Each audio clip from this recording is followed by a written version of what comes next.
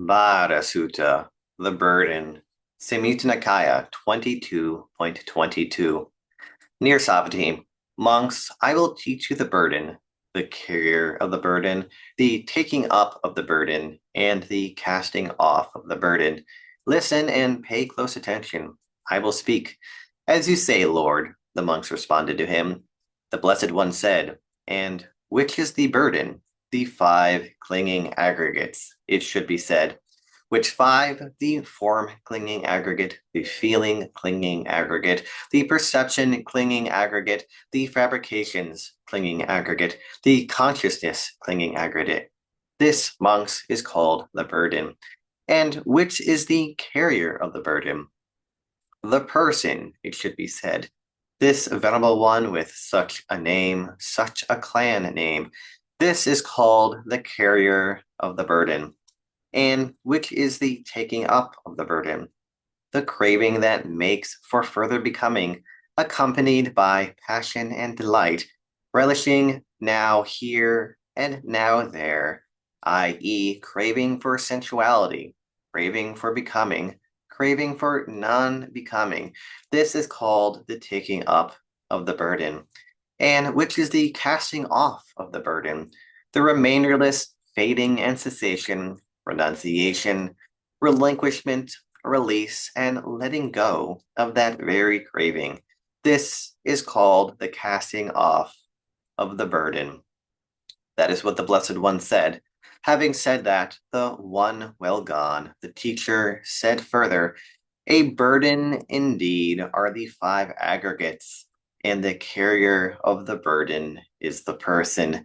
Taking up the burden in the world is stressful. Casting off the burden is bliss.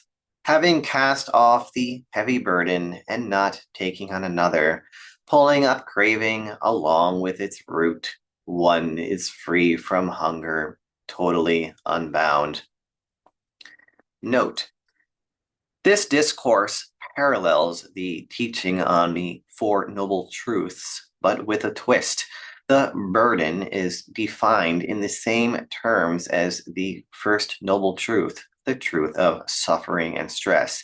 The taking on of the burden is defined in the same terms as the second noble truth, the origination of stress, and the casting off of the burden in the same terms as the third noble truth, the cessation of stress.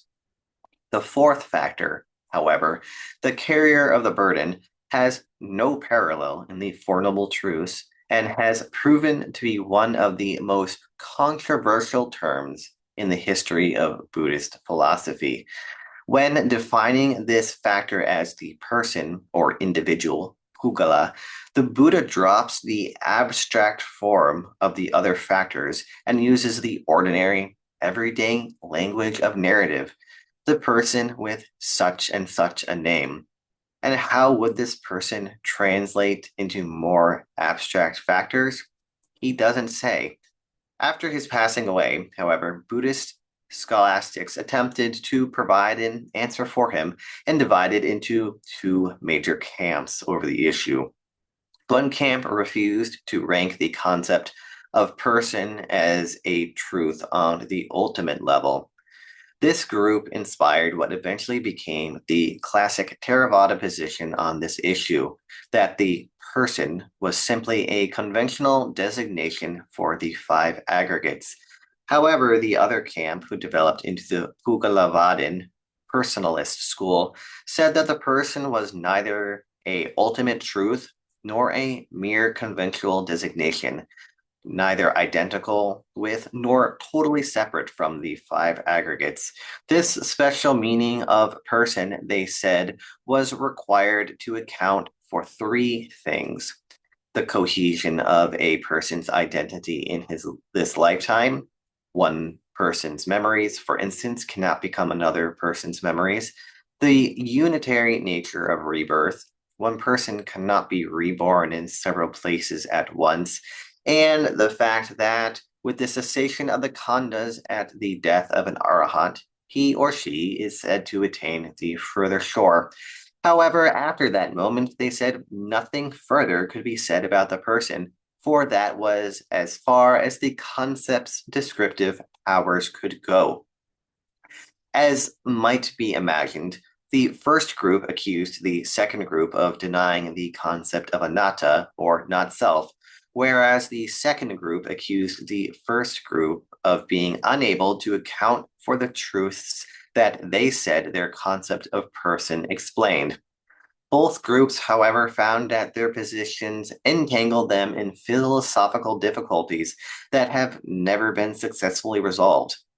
Perhaps the most useful lesson to draw from the history of this controversy is that one is the one that accords with the Buddhist statements in Majjhima Nikaya 72, where he refuses to get involved in questions of whether a person has a live essence separate from or identical to his or her body, or of whether after death there is something of an arahant that exists or not.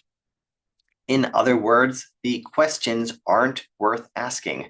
Nothing is accomplished by assuming or denying an ultimate reality behind what we think of as a person. Instead, the strategy of the practice is to comprehend the burden that we each are carrying and throw it off. As Samyutta Nikaya 22.36 points out, when one stops trying to define oneself in any way, one is free from all limitations, and that settles all questions. Sadhu, sadhu, sadhu.